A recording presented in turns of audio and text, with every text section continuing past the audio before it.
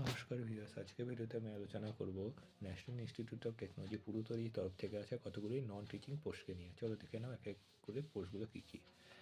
নোটিশটি publish হয়েছে 19শে December 2025-এ।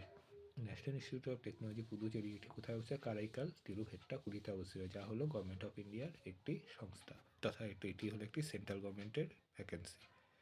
এটি হলো একটা online application in the prescribe format is invited from India national for the recruitment of various non teaching post under direct recruitment at National Institute of Technology Puducherry. মানে হলো এটি হলো National Institute of Technology পুদুচেরির তরফ থেকে আসা কি একটি ডাইরেক্ট রিক্রুটমেন্ট তথা পারমানেন্ট পোস্ট। ঠিক আছে, নিচে ওয়েবসাইটটি লিঙ্ক করা দেওয়া আছে, যেখান থেকে আপনারা অনলাইন অ্যাপ্লিকেশনটা করে দেখুন। নীল রঙের একটি একটা হাইলাইট করা আছে, যখনই পিডিএফের মধ্যে এই লিঙ্কটাতে ক্লিক করবে তখনই তোমাদের অনলাইন অ্যাপ্লিকেশানটি ওপেন হয়ে যাবে, যেখান থেকে তোমরা অনলাইনে অ্যাপ্লিকেশানটি করতে পারবে।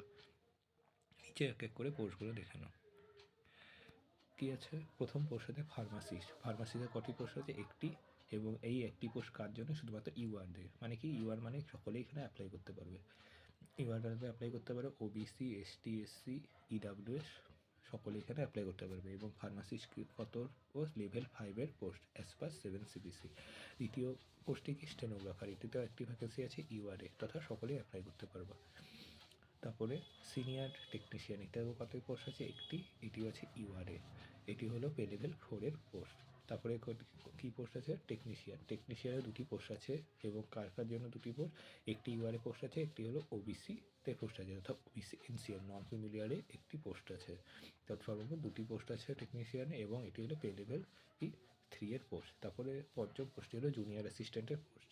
জুনিয়র অ্যাসিস্ট্যান্টের একটি পোস্ট আছে, যা হলো ইউআরএর ক্ষেত্রে। এটি আর জুনিয়র অ্যাসিস্ট্যান্টের কি পে লেভেল 3-এর একটি পোস্ট। এখানে কি রিক্রুটমেন্টটি শুরু হয়েছে 19 তারিখ থেকে শুরু হয়ে গেছে ডিসেম্বর। এবং এটি লাস্ট ডেট কবে? এটি লাস্ট ডেট হলো লিখে দিয়েছে, দেখো, the last date for submission of filled in online application along with enclosure in সামাদ পোর্টাল অন অর বিফোর 9/1/2026 কি রাত্রি কি 12টা পর্যন্ত দিয়েছে টাইম। মানে কি এটি লাস্ট ডেট কবে? এই রিক্রুটমেন্ট নোটিশটা অ্যাপ্লাই করার জন্য লাস্ট ডেটটি হলো কি 2026 জানুয়ারি 9 তারিখ পর্যন্ত, রাত্রি কি 12টা পর্যন্ত, তথা 9 তারিখের আগে অ্যাপ্লাই করে নিও।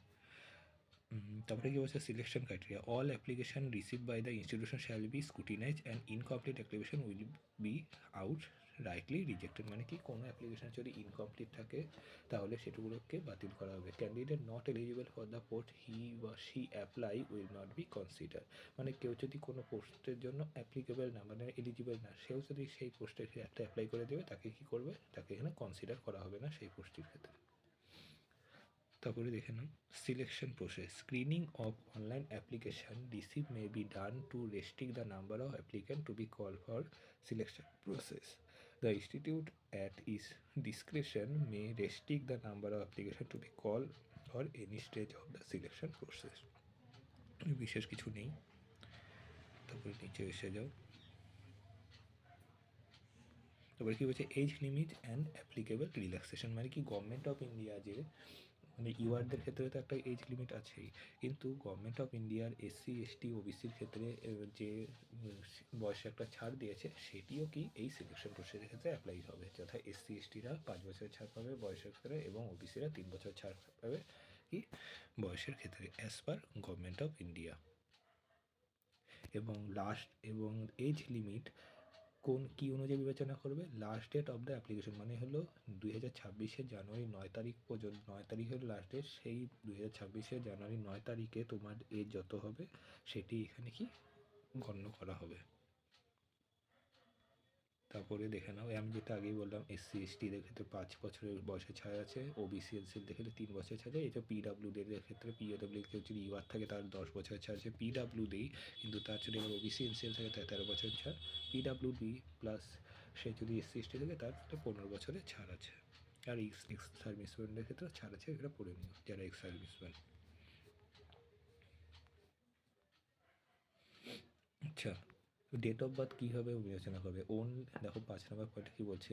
Only date of birth indicated in 10th 12 birth certificate will be accepted, মানে কি ডেট অফ বার্থ হচ্ছে Aadhaar card, voter card, PAN card, এগুলার ক্ষেত্রে কিন্তু এগুলা দিয়ে কিন্তু গণ্য করা হবে। একমাত্র ক্লাস 10 ক্লাস 12 এবং বার্থ সার্টিফিকেটে যে ডেট অফ বার্থ দেওয়া আছে সেটাই এখানে ডেট অফ বার্থ হিসেবে গণ্য করা হবে।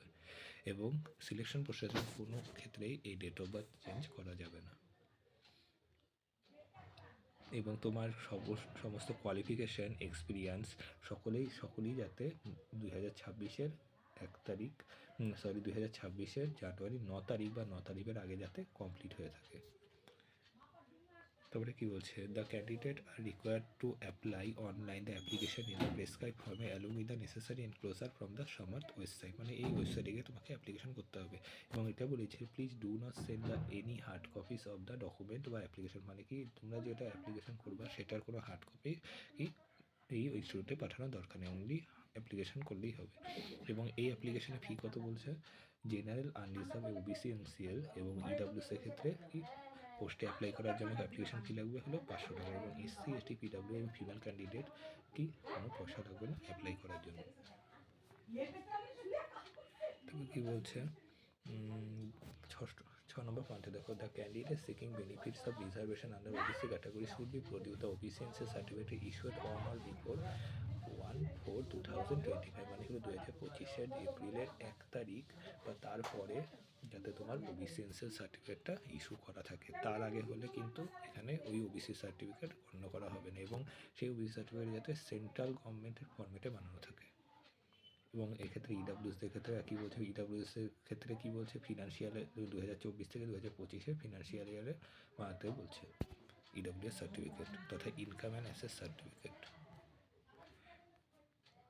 এবং যারা হলো গভর্নমেন্ট, সেমি গভর্নমেন্ট বা অটোনোমাস বডি বা স্ট্যাটুটরি বডি বা পাবলিক সেক্টর আন্ডারটেকিং ইত্যাদি, মানে গভর্নমেন্ট কোনো অর্গানাইজেশনের কাজ করে তাদের ক্ষেত্রে নো অবজেকশন সার্টিফিকেট অথবা এনওসি একটি বানিয়ে রাখতে বলছে।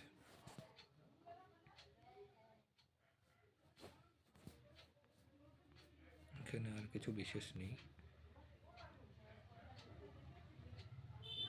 আচ্ছা, কি বলছে 31 নম্বর পয়েন্টে, only the following email is to be use for any correspondence regarding the non teaching recruitment related to any technical issue of the online application portal, মানে অনলাইন অ্যাপ্লিকেশন পোর্টালে যদি কোনো টেকনিক্যাল ইস্যু হয় তাহলে তোমাদের এই যে পোর্টালের পরে কলাম দিয়ে একটা ইমেল আইডি দিয়েছে, এই ইমেল আইডিতে তোমাদের মেল করে জানতে হচ্ছে কি টেকনিক্যাল ইস্যু দেখা দিয়েছে, recruit@nitpy.ac.in এই ইমেলটাতে তোমরা মেল করে দেবে কোনো টেকনিক্যাল ইস্যু হলে। ঠিক আছে, ধন্যবাদ।